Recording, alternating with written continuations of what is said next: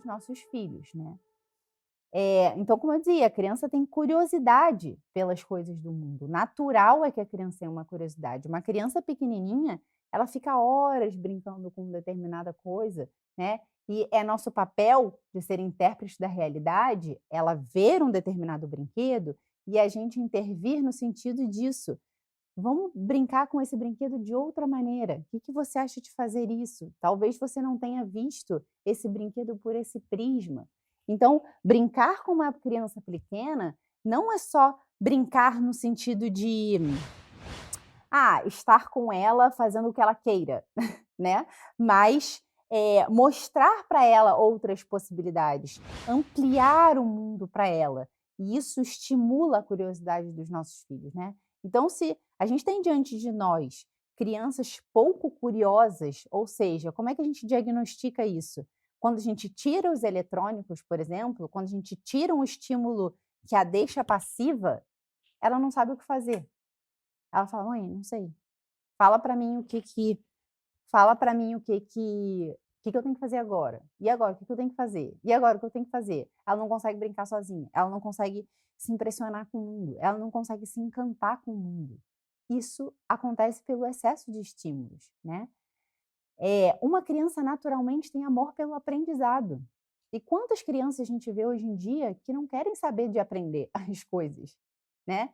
O aprendizado se transforma numa coisa muito chata e muitas vezes, não estou dizendo que é culpa só da escola, mas é porque às vezes é a maneira como as coisas são apresentadas para as crianças. E quantas pessoas falam isso para mim: "Sam, meu filho não quer fazer dever de casa, ele acha estudar uma chatice", porque a gente não está conseguindo, enquanto educador, aguçar nos nossos filhos essa curiosidade, porque eles fazem as coisas por obrigação e não porque eles estão se encantando com aquilo. Então, o nosso papel enquanto educador é encantar os nossos filhos e mostrar para eles que há coisas muito encantadoras em aprender coisas novas, né? Obviamente, quando eles aprendem logo de início, aprendem coisas novas, principalmente quando eles são maiores, algumas crianças, dependendo do temperamento, se sentem um pouco nervosas com aquele novo desafio. E aí, o nosso papel é mantê-los naquele desafio, porque quando eles aprenderem determinada coisa, eles vão se sentir muito confiantes. Isso que a gente falava na outra aula também. Vai aumentar a autoestima deles, que eles vão ter sido capazes de aprender e de ter adquirido uma ferramenta que eles agora vão poder utilizar, e que eles vão poder fazer um link de ideias com coisas anteriores que eles aprenderam, e aí eles fazem esse link de ideia, e quando esse link de ideias ele acontece na cabeça dos nossos filhos, isso não é a gente que faz, mas isso é algo que acontece pelo leque de informação que a gente vai passando para os nossos filhos, quando esses links acontecem, a gente olha nos olhinhos deles, eles brilhando, falando: "Ah, é isso. Agora eu entendi. Agora eu entendi que isso tem a ver com isso e que isso faz todo sentido", né. Então, o sentido de uma boa educação é justo esse, né. Eh, outra coisa que uma criança de fato tem sim, é muita franqueza.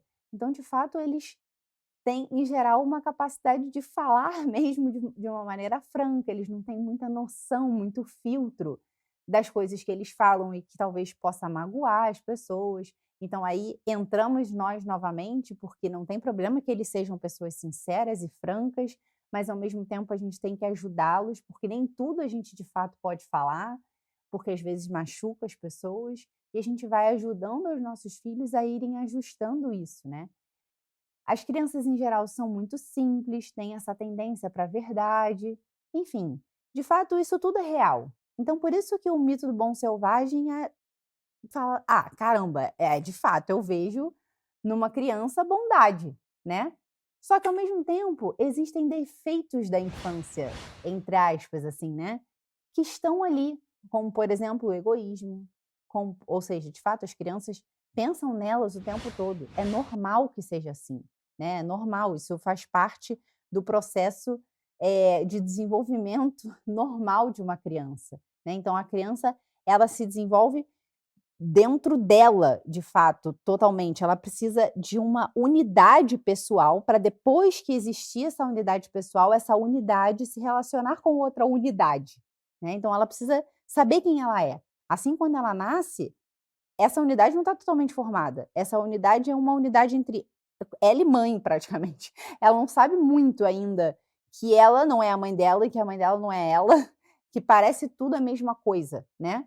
Então, aos poucos, ela vai descobrindo essa unidade. Então, de fato, esse egoísmo, ele faz parte do processo, mas ao mesmo tempo ali, às vezes, também tem um egoísmo que não é só desse processo de encontrar a unidade, porque encontrar a unidade, não é ruim em si, né, mas o ruim em si é você ignorar o resto, né. Então, a gente precisa de fato ajudar que os nossos filhos encontrem essa unidade, e essa unidade é encontrada quando eles são vistos como um ser único e capazes de fazer coisas. Então, quanto mais a gente ajudar os nossos filhos que encontrem essa unidade, mais facilmente eles vão ser seres sociais.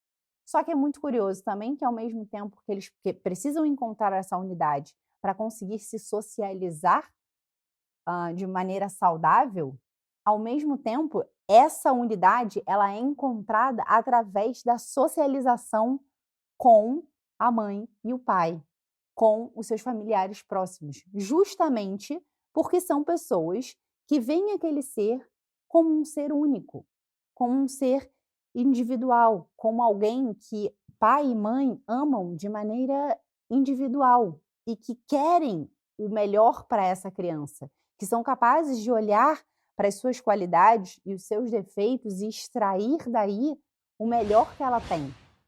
Então, a socialização, e a gente vai ver isso daqui a pouco, ela não se dá da melhor maneira, já com a relação com os pares, porque esses pares ainda não sabem quem são também.